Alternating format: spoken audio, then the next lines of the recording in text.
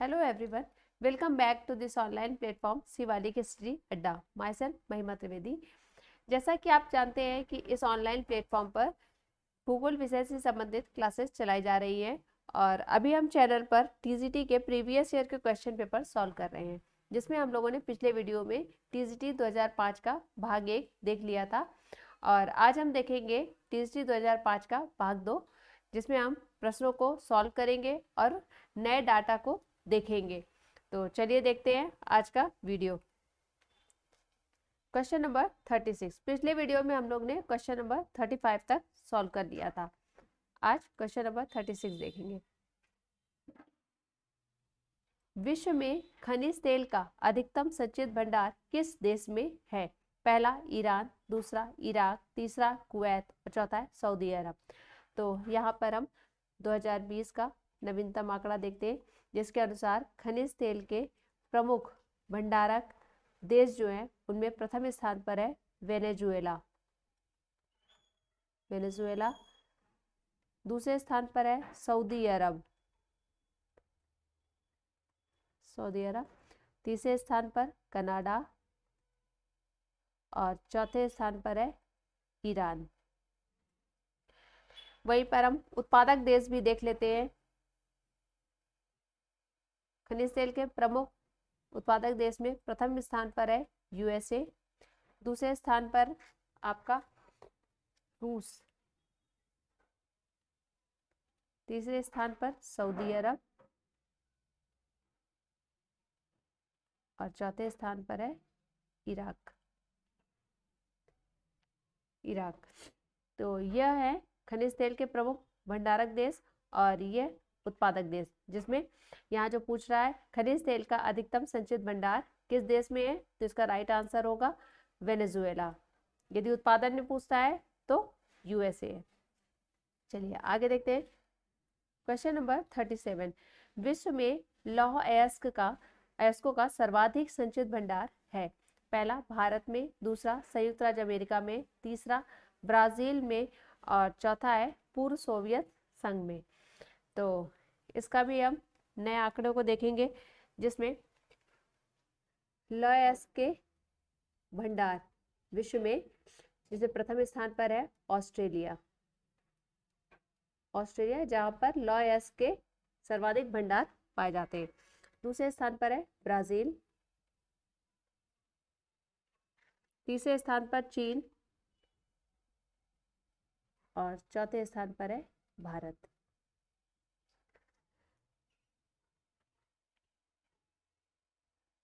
नहीं, देखिए ब्राजील के बाद है रूस, तीसरे स्थान पर रूस है, फिर चौथे नंबर पर चीन है और पांचवें नंबर पर भंडार की दृष्टि से, लौह अयस्क के भंडार की दृष्टि से भारत का स्थान विश्व में 5वां है। और वहीं उत्पादन में देख लेते हैं, उत्पादक प्रमुख राष्ट्र कौन सा है? ऑस्ट्रेलिया।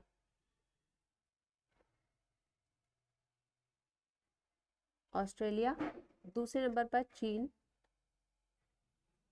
और तीसरे नंबर पर ब्राजील और चौथे स्थान पर आता है भारत।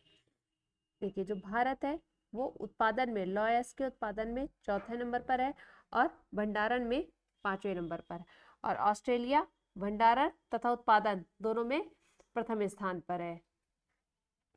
तो चलिए आगे देखते हैं। Question number 38। भारत और चीन के मध्य की सीमा रेखा को किस नाम से जाना जाता है? पहला डूरन रेखा, दूसरा सीज फायर रेखा, तीसरा मैकमोहन रेखा और चौथा है रेडक्लिफ रेखा। तो जो इसका राइट आंसर है, भारत और चीन के मध्य पूछ रहा है, तो भारत और चीन के मध्य इसका जो तीसरा है मैकमोहन रेखा। भारत और चीन के मध्य मैकमोहन रेखा पाई जाती है। वही जो डूरन रेखा है ये भारत और अफगानिस्तान के मध्य है।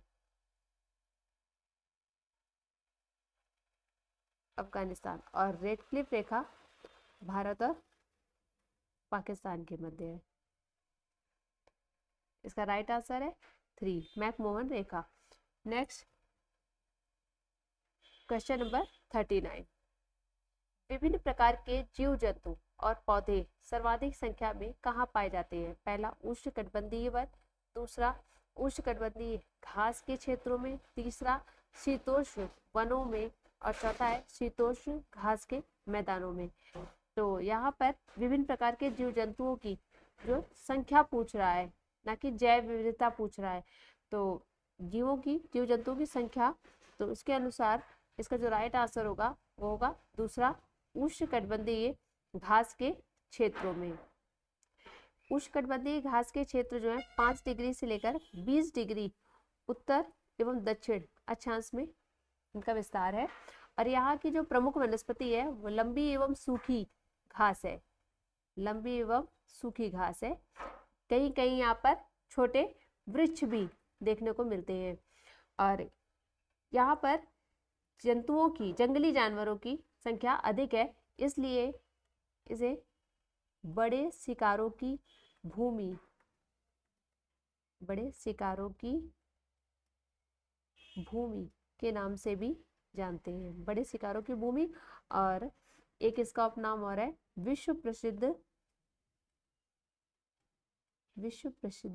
चिड़ियाघर, विश्व प्रसिद्ध चिड़ियाघर के नाम से भी जानते हैं।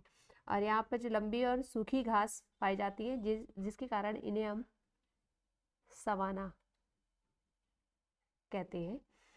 तो इसका राइट आंसर है दूसरा उष्णकटिबंधीय घास के क्षेत्रों में। नेक्स्ट है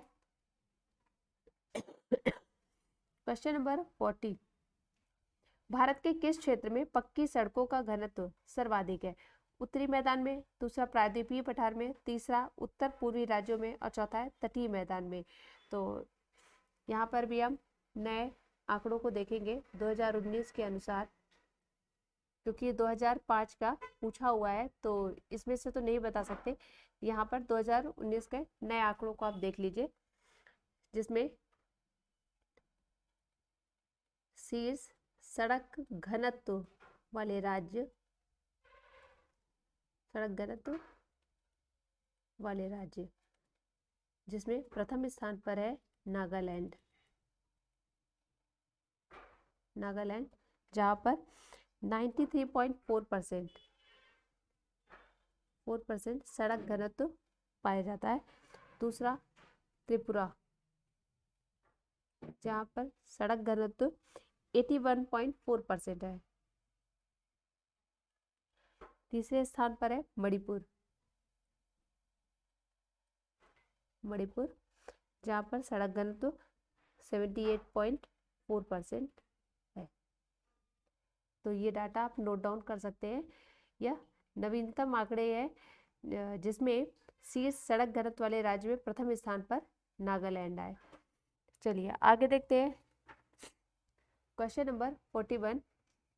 कौन सा पत्तन पोत निर्माण से संबंधित है? पहला विशाखापत्तनम, दूसरा पारादीप, तीसरा कोचीन और चौथा है हल्दिया। तो इसका जो राइट आंसर है वह कोचीन है। उस समय 2005 में जब ये पेपर हुआ था तो कोचीन को माना गया था। और कोचीन में तो जलयान निर्माण उद्योग है, जलयान निर्माण उद्योग स्थापित किया गया है।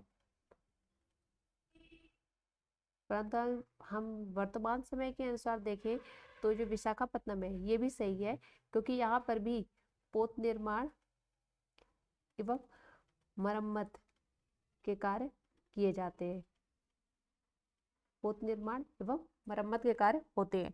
तो जिसके अनुसार ये दोनों ही ऑप्शन आपके सही है, विशाखापत्तनम और कोचीन दोनों, जहाँ पर पोत निर्माण से संबंधित है ये। वही जो आपका पाराद्वीप है ये निर्यात प्रधान,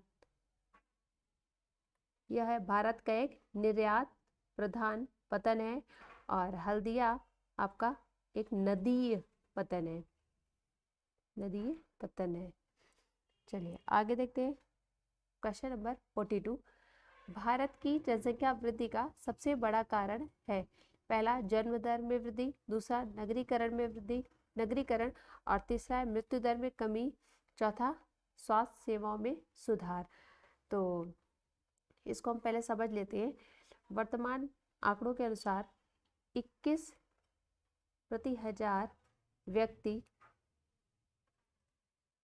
ये है जन्म दर, और 8 प्रति हजार व्यक्ति यह मृत्यु दर है, मृत्यु दर। तो जब जन्म दर और मृत्यु दर में अंतर अधिक होता है तो जनसंख्या वृद्धि जो है वो स्वाभाविक रूप से होगी। तो यहाँ पर देखिए आप 21 प्रति हजार व्यक्ति जन्म दर है और मृत्यु दर जो है 8 प्रति हजार व्यक्ति है। मतलब इससे आप समझ रहे हैं कि जो स्वास्थ्य सेवाओं में सुधार हुआ है जिसके कारण मृत्यु दर में कमी आई है।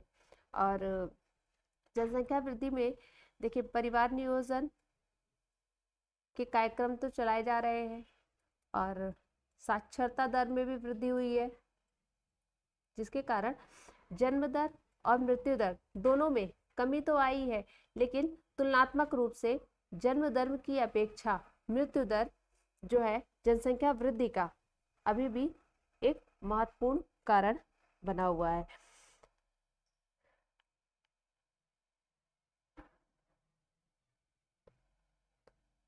देखिए जो मृत्यु दर है, मृत्यु दर में तुलनात्मक रूप से अधिक गिरावट आने के कारण प्राकृतिक वृद्धि दर जो है अभी भी ऊंची है। इसमें जो गिरावट आई है मृत्यु दर में, जिसके कारण जो प्राकृतिक जनसंख्या वृद्धि दर है वो अभी भी ऊंची है। तो इसका जो राइट आंसर होगा वो होगा मृत्यु दर में कमी। तीसरा जो है आपका। चलिए आगे देखते हैं। क्वेश्चन नंबर 43, निम्नलिखित स्थानों में से कौन सा स्थान ट्रांस साइबेरियन रेल मार्ग पर स्थित नहीं है? पहला लेनिनग्राड, दूसरा मॉस्को, तीसरा इर्कुटस्क और चौथा है मिन्स्क। तो इसका जो राइट आंसर है वो है मिन्स्क। देखिए जो ट्रांस साइबेरियन रेल मार्ग है यह विश्व का सबसे लंबा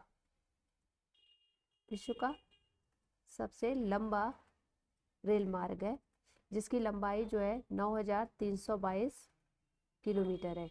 यह यूरेशिया के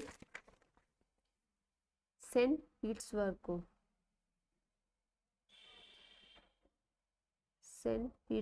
को पूर्व में प्रशांत महासागर तट पर स्थित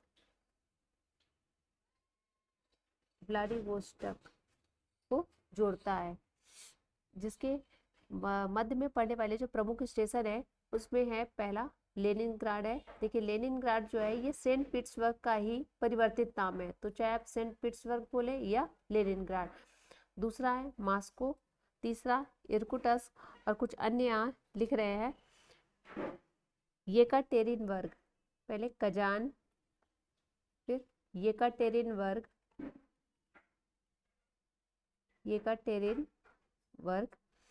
ट्यूमिन,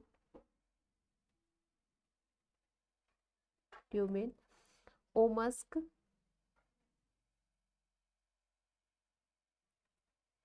नोवोसिबिर्स्क,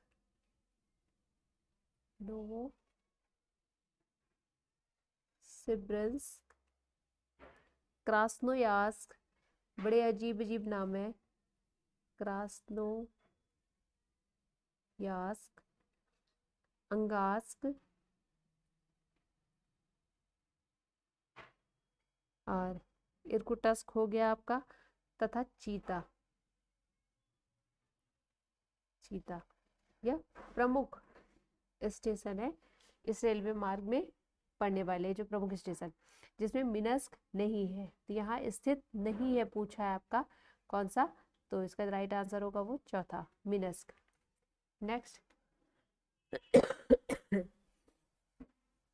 क्वेश्चन नंबर 44, निम्नलिखित में से कौन सा जीवाश्म ईंधन नहीं है? पहला यूरेनियम, दूसरा कोयला, तीसरा प्राकृतिक गैस और चौथा है पेट्रोलियम।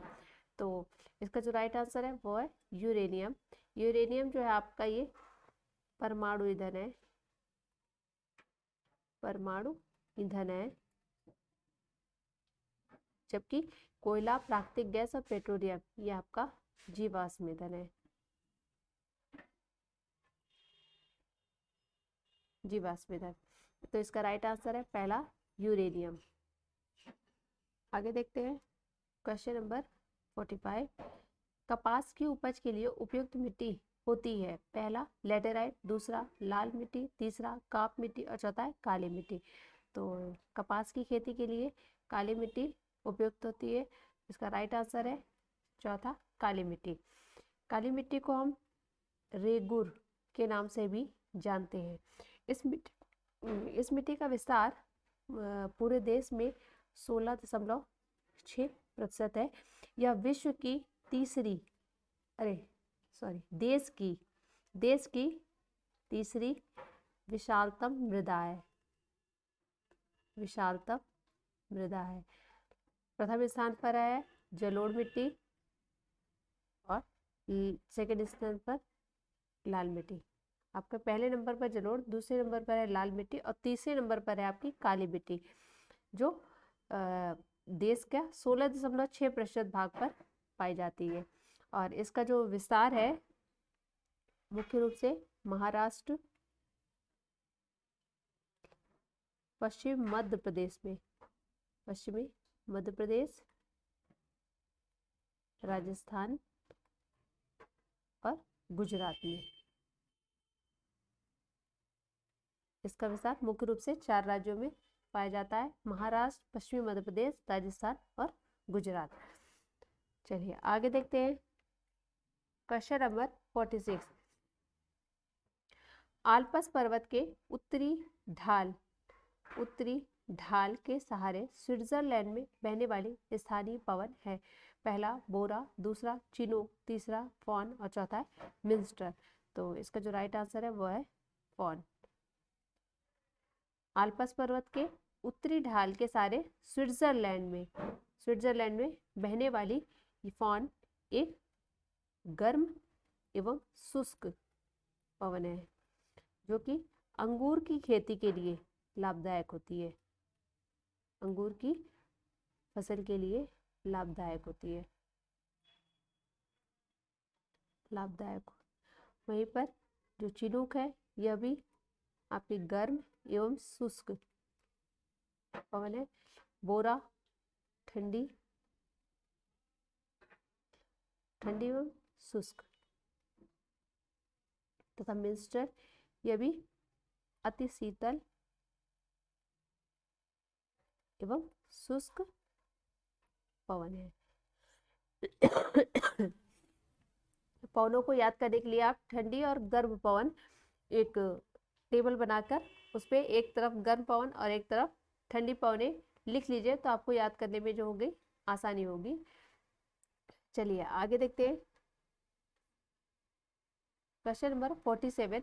निम्नलिखित राज्यों को साक्षरता के आरोही क्रम मतलब कम से आरंभ करते हुए अधिक की ओर में व्यवस्थित कीजिए तथा अति उपयुक्त विकल्प का चयन प्रदत्त कूट से कीजिए। तो यहाँ पर हम जनसंख्या का 2011 के अनुसार देखते हैं, जहाँ पर साक्षरता को पूछा गया है आरोही क्रम में। तो जिसमें है आपका सबसे कम साक्षरता जो है झारखंड में, जहाँ पर 66.4%। फिर उसके बाद है छत्तीसगढ़ में 70.3%। और फिर तमिलनाडु में 80.1 और केरल में है 94.0%। तो इसके अनुसार आप देख सकते हैं आरोही क्रम में लिखना है तो पहले नंबर पर झारखंड, दूसरे नंबर पर है छत्तीसगढ़ और तीसरे नंबर पर है तमिलनाडु और चौथे नंबर पर है केरल गा। तो इसका जो सही क्रम बनेगा वो बनेगा घा, का, खा और गा। केरल में सर्वाधिक साक्षरता पाई गई है। चलिए आगे देखते हैं क्वेश्चन नंबर 48। वनाच्छादन का सर्वाधिक प्रतिशत भारत के किस राज्य में है? पहला मध्य प्रदेश, दूसरा आंध्र प्रदेश, तीसरा उत्तर प्रदेश और चौथा है अरुणाचल प्रदेश। तो ये तो पुराना डाटा है, यहाँ पर तो हम 2005 का सॉल्व कर रहे हैं। और अभी हम देखते हैं यहाँ पर 2021 के अनुसार प्रतिशत देख लेते हैं। पहले प्रतिशत में जो पहले स्थान पर है वनाच्छादन के प्रतिशत में मिजोरम, दूसरे स्थान पर है अरुणाचल प्रदेश,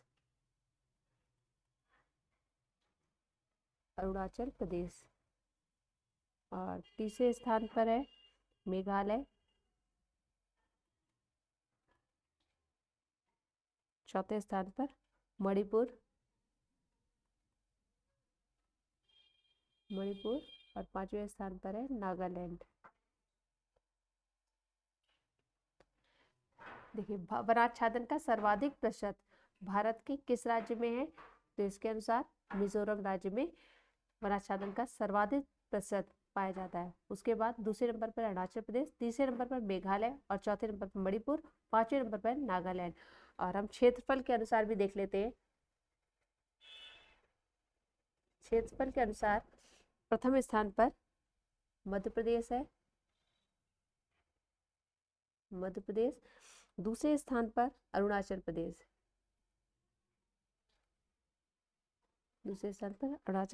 तीसरे स्थान पर छत्तीसगढ़,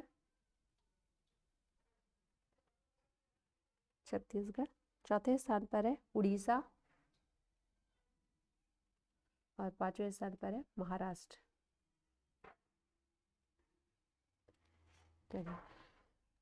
तो क्वेश्चन के अनुसार यहाँ पर आपका राइट आंसर जो होगा वो होगा मिजोरम। यहाँ पर वनाच्छादन सर्वाधिक प्रतिशत पाया जाता है। चलिए आगे देखते हैं क्वेश्चन नंबर 49। एस्किमो के घर को कहते हैं? पहला हारपून, दूसरा बिगलू, तीसरा इग्लू और चौथा है हट। तो इसका जो राइट आंसर है वो है इग्लू। ये काफ़ी इजी क्वेश्चन है, कई बार रिपीट हुआ है। एस्किमो एक जनजाति है जो कि टुंड्रा प्रदेश में पाई जाती है और इनका ये जो घर बनाते हैं अपना बर्फ का, जिसका नाम है इग्लू। चलिए आगे देखते हैं क्वेश्चन नंबर 50।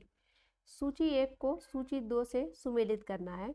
सूची 1 में नदियां दी हुई हैं और सूची 2 में उनकी सहायक नदियों को दिया गया है। तो कृष्णा नदी है पहले, कृष्णा नदी, खा ब्रह्मपुत्र, गा गोदावरी और घाय यमुना। तो कृष्णा की जो सहायक नदी है वह है भीमा, ब्रह्मपुत्र की सहायक नदी तिस्ता, गोदावरी की सहायक नदी इंद्रावती और यमुना की सहायक नदी है चंबल।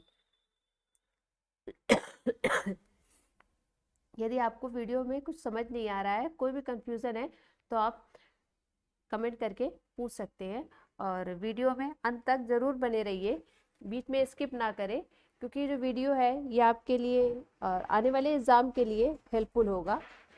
तो स्किप ना करें, इसको पूरा अंत तक वीडियो ज़रूर देखें। चलिए आगे देखते हैं क्वेश्चन नंबर 51। निम्नलिखित कथनों पर विचार करते हुए तथा दिए गए कूट के आधार पर अपने अति उपयुक्त का चयन कीजिए। कथन है भूमध्य सागरीय प्रदेश में ग्रीष्म ऋतु में वर्षा नहीं होती है, और फिर कारण दिया है ग्रीष्म ऋतु में व्यापारिक पवन इस प्रदेश के ऊपर से नहीं बहती है। तो यहाँ हम देख लेते हैं पहले, भूमध्य सागरीय प्रदेश में ग्रीष्म ऋतु में वर्षा नहीं होती है। तो कथन आपका सही है, क्योंकि भूमध्य सागरीय प्रदेश में शीत ऋतु में वर्षा होती है। और कारण क्या है? ग्रीष्म ऋतु में वाणिज्यिक पवन इस प्रदेश के ऊपर से नहीं बहती है। तो ये गलत है, क्योंकि ग्रीष्म ऋतु में वाणिज्यिक पवन जो होती है, भूमध्य सागरीय प्रदेश जो होता है वो वाणिज्यिक पवन के प्रभाव में ही आ जाता है, जिसके कारण यहाँ पर ग्रीष्म ऋतु में वर्षा नहीं होती है। तो इसका राइट आंसर होगा वो होगा तीसरा, ए सही है किंतु आर गलत है। चलिए आगे देखते हैं क्वेश्चन नंबर 52। चतुष्फलक सिद्धांत के प्रतिपादक थे। पहला वेगनर, दूसरा लोथियन ग्रीन, तीसरा टेलर और चौथा है होम्स। तो इसका जो राइट आंसर है वो है लोथियन ग्रीन, जिन्होंने महाद्वीप एवं महासागर की उत्पत्ति से संबंधित सिद्धांत दिया था, चतुष्फलक सिद्धांत, जो कि संकुचन पर आधारित सिद्धांत है। संकुचन पर आधारित सिद्धांत है। ये भी देखिए रिपीटेड क्वेश्चन है, इससे पहले हम लोगों ने जो वीडियो सॉल्व किया है प्रीवियस ईयर क्वेश्चन पेपर, उसमें ये थ्योरी मैंने आपको समझा दिया है अच्छे से, तो आप पिछले वीडियो में जाकर देख सकते हैं। इनका जो महाद्वीप या महासागर से की उत्पत्ति से संबंधित चतुष्फलक सिद्धांत, और वेगनर ने दिया था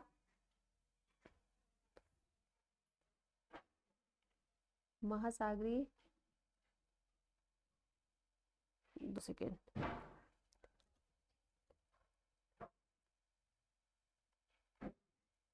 महाद्वीपीय एवं महासागरीय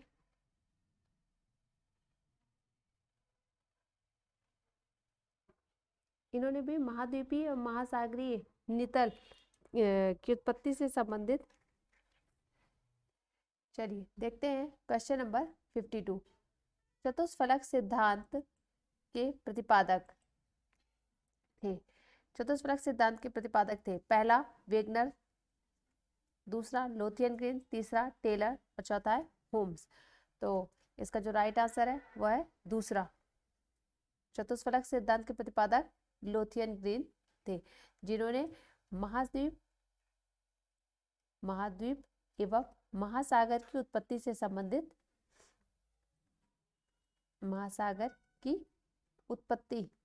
संबंधित सिद्धांत, चतुष्फलक सिद्धांत का प्रतिपादन किया था। यह सिद्धांत इनका संकुचन पर आधारित है, संकुचन पर आधारित सिद्धांत है। और वेगनर ने महाद्वीपीय प्रवाह सिद्धांत दिया था, महाद्वीपीय प्रवाह सिद्धांत वेगनर का है। और टेलर ने महाद्वीपीय प्रवाह परिकल्पना, इन्होंने महाद्वीपीय प्रवाह परिकल्पना दी थी। और होम्स ने संवहन तरंग सिद्धांत दिया था, संवहन तरंग सिद्धांत दिया था। देखिए वेगनर और लोथियन ग्रीन तथा टेलर ने ये महाद्वीप और महासागर की उत्पत्ति से संबंधित सिद्धांत दिए थे, जबकि जो होम्स है इन्होंने संवहन तरंग सिद्धांत दिया था, जो पर्वत निर्माण से संबंधित है, पर्वत निर्माण से। चलिए आगे देखते हैं क्वेश्चन नंबर 53। चूने की चट्टान पर अपक्षय की क्रिया कहलाती है, पहला रासायनिक परिवर्तन, दूसरा भौतिक परिवर्तन, तीसरा जैविक परिवर्तन और चौथा उपयुक्त में से कोई नहीं। तो इसका जो राइट आंसर है वह है पहला, रासायनिक अपक्षय, रासायनिक परिवर्तन या रासायनिक अपक्षय।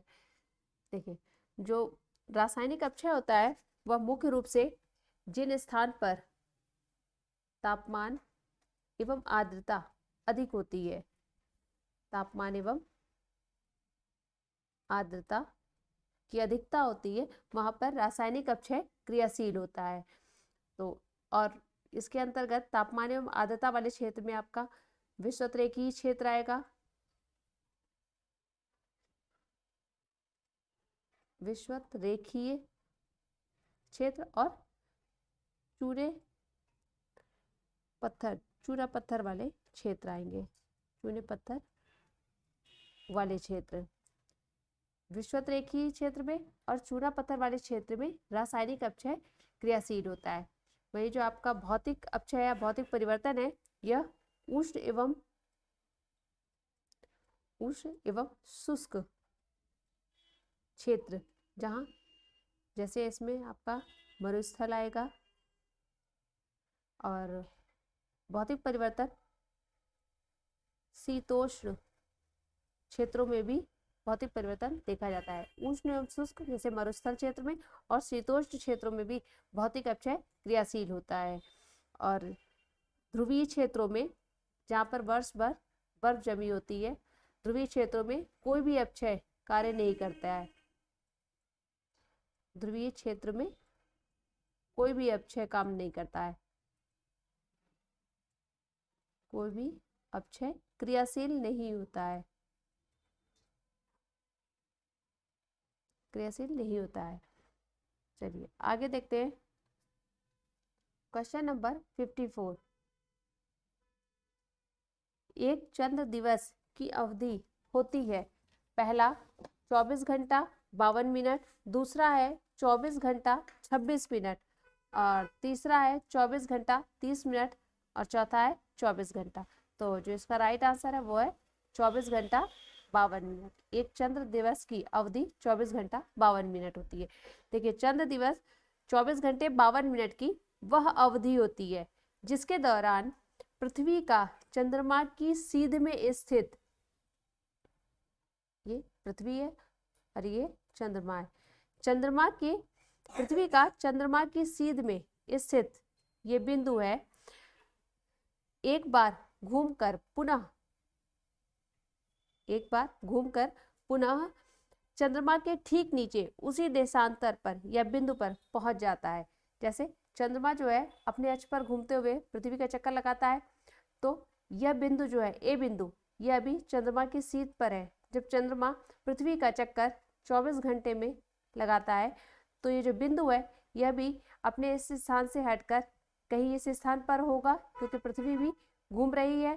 तो ये जो बढ़ा हुआ समय है यही आपका 52 मिनट है, 52 मिनट। इसलिए इसे हम चंद्र दिवस का नाम देते हैं। जो चंद्र दिवस की अवधि होती है वो 24 घंटा ना होकर, क्योंकि 24 घंटा लगता है चंद्रमा को पृथ्वी का चक्कर लगाने में, तो ये जो बढ़ी हुई अवधि है इसको भी इसमें ऐड कर लिया जाता है। तो चंद्र दिवस की अवधि 24 घंटा 52 मिनट की होती है। इसका राइट आंसर पहला 24 घंटा 52 मिनट होगा। चलिए आगे देखते हैं क्वेश्चन नंबर 55। मसाई आदिम जाति का मूल निवास स्थान है, पहला मलाया प्रायद्वीप का मध्यवर्ती भाग, दूसरा मध्य एशिया का किर्गिजिया पठार, और तीसरा सऊदी अरब का मरुस्थल, चौथा है पूर्वी अफ्रीका का सवाना घास क्षेत्र। तो इसका जो राइट आंसर है वो है पूर्वी अफ्रीका का सवाना घास क्षेत्र। मसाई जनजाति का जो मूल स्थान है वो है पूर्वी अफ्रीका, पूर्वी अफ्रीका, पूर्वी अफ्रीका, जिसके अंतर्गत आपकी ये जो जनजाति है यह मुख्य रूप से कीनिया,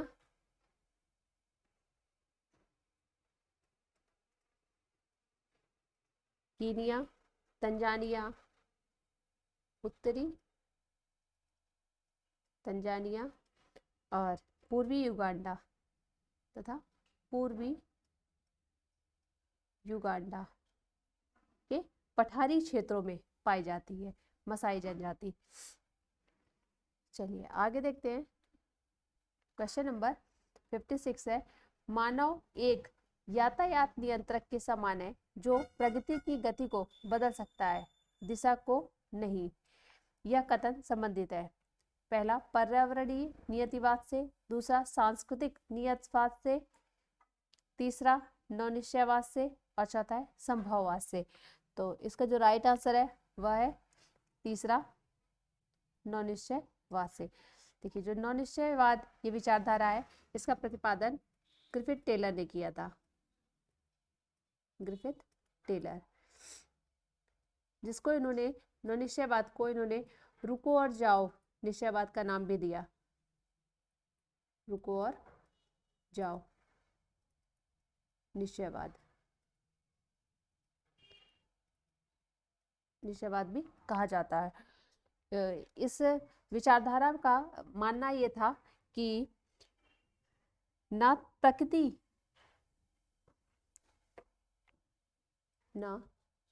प्रकृति का मनुष्य पर पूर्ण नियंत्रण है, मनुष्य पर पूर्ण नियंत्रण है और ना तो प्रकृति ना तो मनुष्य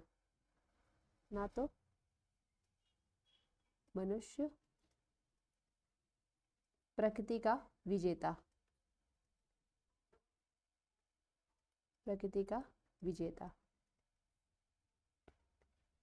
इन्होंने दोनों को महत्वपूर्ण माना था। प्रकृति भी अपने स्थान पर महत्वपूर्ण है और मनुष्य भी महत्वपूर्ण है। ना तो प्रकृति का मनुष्य पर पूर्ण नियंत्रण है और ना तो मनुष्य प्रकृति का विजेता। तो ये जो कथन ऊपर दिया है, मानव एक यातायात नियंत्रक के समान है जो प्रकृति की गति को बदल सकता है, ना कि दिशा को। तो यह नवनिश्चयवाद विचारधारा से संबंधित है। इसका राइट आंसर है नवनिश्चयवाद। चलिए आगे देखते हैं। क्वेश्चन नंबर 57, उत्तराखंड की सर्वोच्च चोटी का नाम है। पहला नंदा देवी, दूसरा कामेर, तीसरा केदारनाथ और चौथा है बद्रीनाथ। तो इसका जो राइट आंसर है वह है नंदा देवी उत्तराखंड की सर्वोच्च चोटी है जो कि महान हिमालय पर स्थित है। इसकी ऊंचाई 7,816 मीटर है, 7,816 मीटर।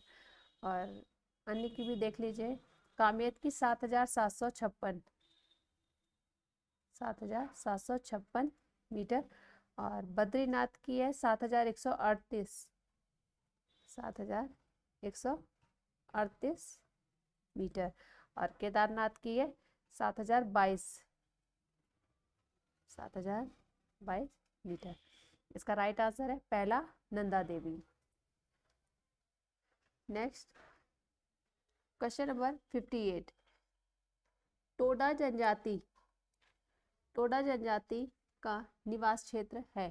पहला इलायची एवं नीलगिरी की पहाड़ियां, दूसरा छोटा नागपुर पठार, तीसरा हिमालय का तराई क्षेत्र और चौथा है अरावली एवं सतपुड़ा का पर्वतीय क्षेत्र। तो इसका जो राइट आंसर है वो है इलायची एवं नीलगिरी की पहाड़ियां। टोडा जनजाति मुख्य रूप से भारत के इलायची एवं नीलगिरी की पहाड़ियों पर पाई जाती है। और अन्य देख लेते हैं हम। छोटा नागपुर पर पाई जाने वाली प्रमुख जनजाति जो है वो है मुंडा जनजाति और तराई क्षेत्र पर थारू जनजाति। और जो अरावली और सतपुड़ा के पर्वतीय क्षेत्र में यहाँ पर आपके सहरिया, कोरकू और भील जनजाति पाई जाती है। तो इसका जो राइट आंसर है टोडा जनजाति इलायची एवं नीलगिरी की पहाड़ियों पर पाई जाती है। आगे देखते हैं क्वेश्चन नंबर 59, भारत में चीनी उद्योग का स्थानीयकरण उत्तर से दक्षिण की ओर खिसक रहा है। इस कथन का मुख्य कारण है।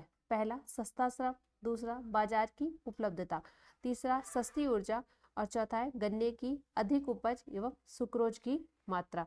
तो इसका जो राइट आंसर है वो है चौथा, गन्ने की अधिक उपज एवं सुक्रोज की मात्रा के कारण भारत में जो चीनी उद्योग है उसका स्थानीयकरण उत्तर से दक्षिण की ओर खिसक रहा है। देखिए गन्ना उत्पादन की जो आदर्श जलवायु है वह दक्षिण भारत में पाई जाती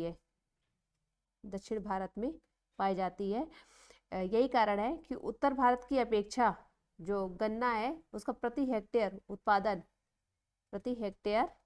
उत्पादन अधिक है दक्षिण में। और जिसमें उत्पादन में जो महाराष्ट्र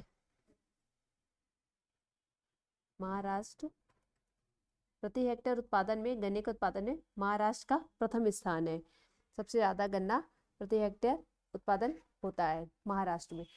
तो इसका जो राइट आंसर है कि चीनी उद्योग का जो स्थानीयकरण हो रहा है उसका प्रमुख कारण है गन्ने की अधिक उपज एवं सुक्रोज की मात्रा। चलिए आगे देखते हैं क्वेश्चन नंबर 60, सूची 1 को सूची 2 से सुमेलित करना है। इसमें सूची 1 में आग्नेय एवं अवसादी चट्टानों को दिया है और सूची 2 में रूपांतरित चट्टान दिया है। इनको आपको मिलाना है। तो ग्रेनाइट, का जो कारांतरित रूप होता है वह है नीस। गैब्रो सर्पेंटाइन, और बालू का पत्थर जो है उसका क्वार्ट्जाइट सैल स्लेट में रूपांतरित होती है। चलिए आगे देखते हैं। क्वेश्चन नंबर 61, ऊपरी क्षोभ मंडल में तीव्रगामी पवनों की सक्रिय पट्टी को कहते हैं। पहला हरिकेन, दूसरा जेट स्ट्रीम, तीसरा प्रति व्यापारिक पवन और चौथा है वायुमंडलीय विक्षोभ। तो इसका जो राइट आंसर है वह है जेट स्ट्रीम। जेट स्ट्रीम क्या होती है? क्षोभ मंडल की ऊपरी परत पर, क्षोभ मंडल की ऊपरी परत पर 6 से 12 मीटर की ऊंचाई पर, 6 से 12 किलोमीटर की ऊंचाई पर तीव्र गति से प्रवाह होने वाले, तीव्र गति के पवन प्रवाह को जेट स्ट्रीम कहते हैं। जेट स्ट्रीम कहते हैं, जिनकी जो गति होती है सामान्य गति, इनकी सामान्य गति 150 से 200 किलोमीटर प्रति घंटा होती है और इसकी गति 320 से 480 किलोमीटर प्रति घंटा तक जाती है। यह क्षोभ मंडल में 6 से 12 किलोमीटर की ऊंचाई पर तीव्र गति से चलने वाले पवन प्रवाह होता है, जिसकी जो गति होती है 150 से 200 किलोमीटर प्रति घंटा होती है। तो इसका जो राइट आंसर है वह है जेट स्ट्रीम। चलिए आगे देखते हैं। क्वेश्चन नंबर 62, निम्नलिखित युग्मों में से कौन सा युग्म सही सुमेलित नहीं है? पहला विसुवियस इटली, दूसरा इरेबस अलास्का, तीसरा कोटापैक्सी इक्वेडोर और चौथा मोनालोआ हवाई द्वीप। तो इसका जो राइट आंसर है वह है इरेबस। जो आपका इरेबस है ये अलास्का में नहीं, अंटार्कटिका के रॉस द्वीप पर है। अंटार्कटिका के रॉस द्वीप पर स्थित है, रॉस द्वीप पर स्थित है।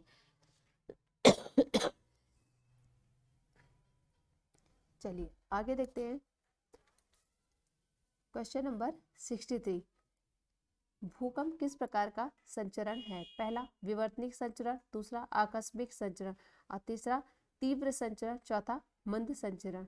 तो इसका जो राइट आंसर है वह है भूकंप जो है एक आकस्मिक संचरण है। भूपटल पर कुछ परिवर्तनकारी बल लगते हैं,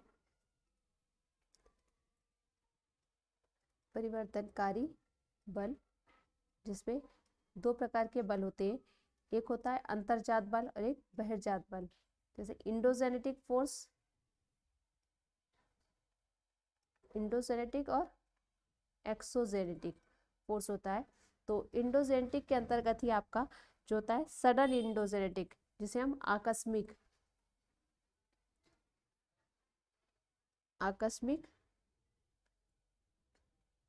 अंतर्जात बल कहते हैं।